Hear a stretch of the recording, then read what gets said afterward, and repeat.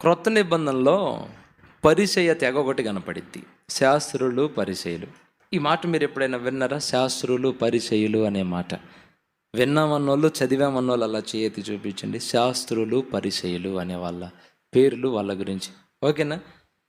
యేసు ప్రభు భూమి మీదకు వచ్చేసేటప్పటికి, ఆయన భూమి మీదకు వచ్చి 30 సంవత్సరాలు పుట్టి పెరిగి బాప్తిస్మం పొంది ఇక సువార్త పరిచర్యకి బయలుదేరాడు.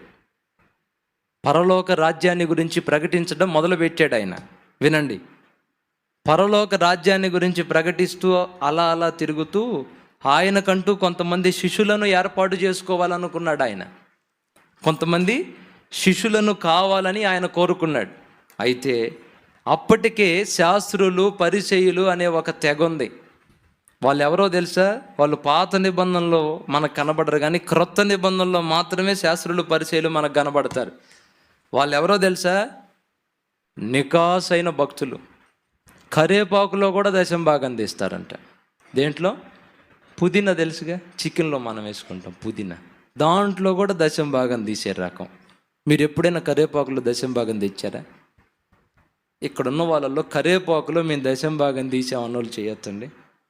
దండేసి దండం పెట్టుకోవటం. ఇక కరేపాకులో దశం భాగం మీరు తీశారా? పుదీనాకులో దశం భాగం మీరు తీశారా? ఆకుకూరల్లో దశం భాగం మీరు తీశారా? తెలియదుగా. వాళ్ళు ఏ రకం అంటే కరేపాకులో కూడా దశం భాగం తీస్తారంట. క్రమం తప్పకుండా వారానికి ఒకరోజు ఉపవాస ప్రార్థన కేటాయించుకొని ఉపవాస ప్రార్థన చేస్తారు. చేతులు కడుక్కోకుండా అన్నం తినరు, కాళ్ళు కడుక్కోకుండా ఇంట్లోకి వెళ్ళరు.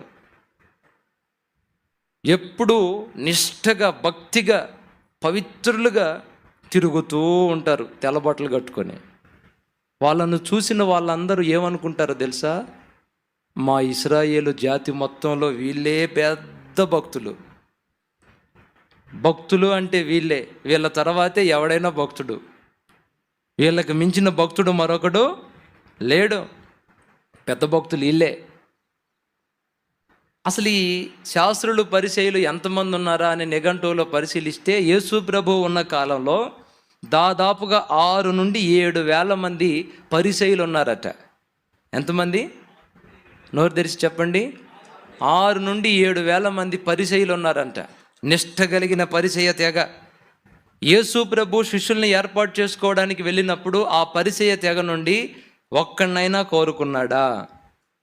ఒక్కలనైనా పిలుచుకున్నాడా? 12 మందిని ఆ తెగలో నుండే తీసుకున్నాడా? తీసుకోలేదుగా. ఆ తర్వాత పౌలు వచ్చాడు అనుకోండి, అది తర్వాత. కానీ యేసు ప్రభు లైన్లో ఉన్నప్పుడు వాళ్ళని పిలుచుకున్నాడా? ధర్మశాస్త్రోపదేశకులు ఉన్నారు వాళ్ళల్లో. మోషే పీట మందు కూర్చునే వాళ్ళు. ఇశ్రాయేలు జాతి మొత్తానికి ప్రసంగాలు చేసే బ్యాచ్ అది. ఏ బ్యాచ్? ఇశ్రాయేలు గోత్రంలో ఉన్న ప్రజలందరికీ మంచి నీతి బోధలు చెప్తుంటారు వాళ్ళు. మోషే పీఠం అంటే ఏందో తెలుసా? మీకు అర్థమయ్యేటట్టు చెప్పాలంటే ఇదిగో ఇదే. ఇది బలిపీఠం అంటాం కదా. మీరు వచ్చి కూర్చున్నారు, అలా ఇశ్రాయేలు వీళ్ళు వచ్చి కూర్చుంటే ఇక్కడ నిలబడి వాక్యాలు చెప్పేవాళ్ళు. దీన్ని మోషే పీఠం అనుకోండి. ధర్మశాస్త్రం బోధిస్తూ ఉండేవాళ్ళు, మంచి లేఖన పరిజ్ఞానం ఉన్నోళ్ళు. ఆది కాండం నుండి మలాకి గ్రంథం దాకా అవోపాసన బట్టి ఉన్నోళ్ళు వాళ్ళు.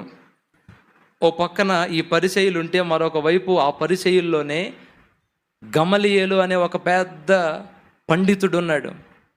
సెమినార్లు కూడా జరుగుతుంటాయి, సేవకు తర్ఫీదు కార్యక్రమాలు కూడా జరుగుతున్నాయి ఆ రోజుల్లో.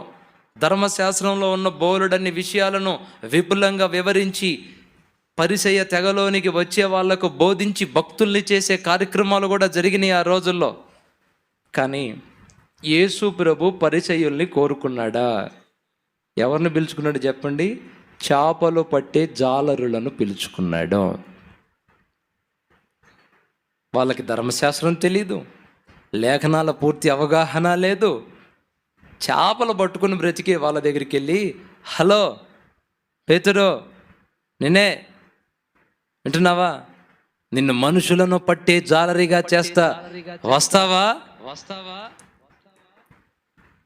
నువ్వు రమ్మంటే నేను రాకుండా ఎందుకుంటాను ప్రభు అని వల విడిచిపెట్టి యేసయ్య వెంట నడవడం మొదలుపెట్టాడు.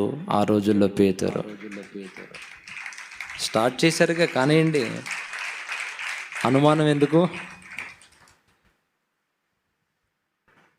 నాకు అక్కడ మళ్ళీ డౌట్ వచ్చింది, ఇదేంటి ఇంతమంది ఆల్రెడీ రెడీ అయిన సేవకులు ఉన్నారే, ధర్మశాస్త్రాన్ని అవోపాసన పట్టిన భక్తులుంటే యేసు ప్రభు వాళ్ళందరిని వదిలిపెట్టి ఏమీ తెలియని, విద్య లేని, చదువు సంధ్య లేని, శాపలు బట్టి కంపు కొట్టే మనుషుల దగ్గరికి వెళ్ళి పిలుచుకున్నాడేంది? ఇప్పుడు వాళ్ళకి ఆది కాండం నుండి మొదలు పెట్టాలి పాఠాలు. ఎక్కడి నుండి? ఆది కాండం నుండి పాఠాలు మొదలుపెట్టి చెప్పుకుంటూ రావాలి. ఆ తెలీదు, ఈ తెలీదు, మొత్తం నేర్పుకుంటా దేవుని పనిలో ముందుకు తీసుకెళ్ళాలి. ఎందుకని అంత రిస్క్ తీసుకున్నాడు? ఆల్రెడీ రెడీ అయ్యి చెక్కబడి శిల్పాల్లా కనబడుతున్నారుగా, సమాజం ముందు శిల్పాలు కనబడుతున్నాయిగా. అమ్మో అయ్యగారు వచ్చారు కుర్చీ చేయండి, భక్తుడు వచ్చాడు కుర్చీ చేయండి అంటున్నారుగా. మరి వాళ్ళందరినీ ఓ పక్క కూలద్రోసి ఏమీ తెలియని, చదువు సంధ్య లేని, విద్య లేని అనాగరికులను దేవుడు ఏర్పాటు చేసుకోవడానికి కారణం ఏంటి చెప్పనా? మత్తయి సువార్త 23వ అధ్యాయం ఒకసారి తీయండి.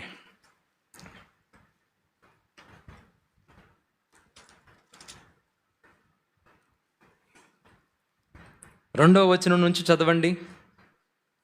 శాస్త్రులను పరిసయ్యులను మోషే పీఠ మందు కూర్చుండువారు గనుక వారు మీతో చెప్పు వాటి అన్నిటినీ అనుసరించి గైకొనుడి, అయినను వారి క్రియల చొప్పున చేయకుడి, వారు చెప్పుదురే గాని చేయ. అది సంగతి అండి. మంచి భక్తులే, వాక్యాలు బాగానే చదువుతారు, కానీ వాళ్ళు చెబుతారే కానీ చెయ్యరు. ఏంటంట? వాళ్ళు చెబుతారే కానీ చెయ్యరు.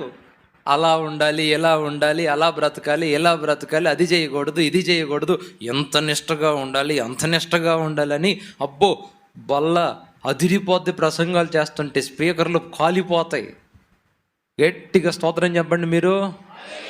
చెబితే పక్కన వాళ్ళు ఉలిక్కిపడి ఎగవాలి. అలా చెప్పండి గట్టిగా. పక్కన వాళ్ళకి షేక్ హ్యాండ్ ఇవ్వండి. ఉన్నారా పోయారా?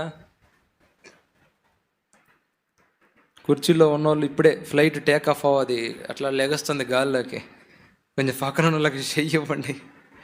ఇచ్చారా? గట్టిగా 2 చేతులు ఎత్తి స్తోత్రం చెప్పండి. మంచి భక్తులేనండి, కానీ మాటలేనండి వాళ్ళు చెప్పేది. మాటలకు పరిమితం అయిపోయిన భక్తి.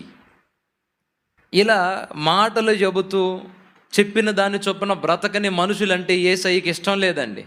వాళ్ళు పనికిరారు. ఈరోజు దైవ జనాంగమా, పరిచారక గణమా, యేసయ్యను నమ్ముకున్న క్రైస్తవ జనాంగమా, నీ భక్తి ఎలా ఉంది? వారు చెప్పుదురే గాని వారు చేయరు. చిలక పలుకులు లాంటి మాటలు పలుకుతుంటారు. తేనెలు ఒలికించే మాటలు నోటి వెంట వస్తాయి.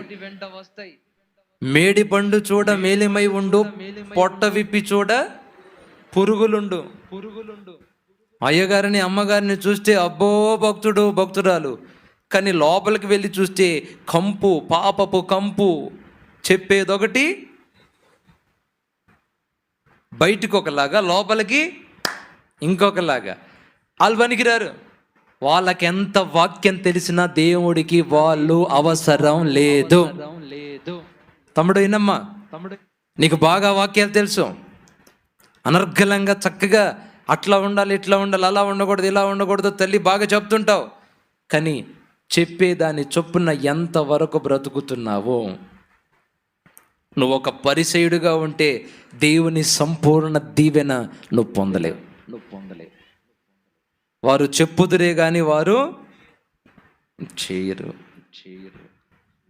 నువ్వు ఈరోజు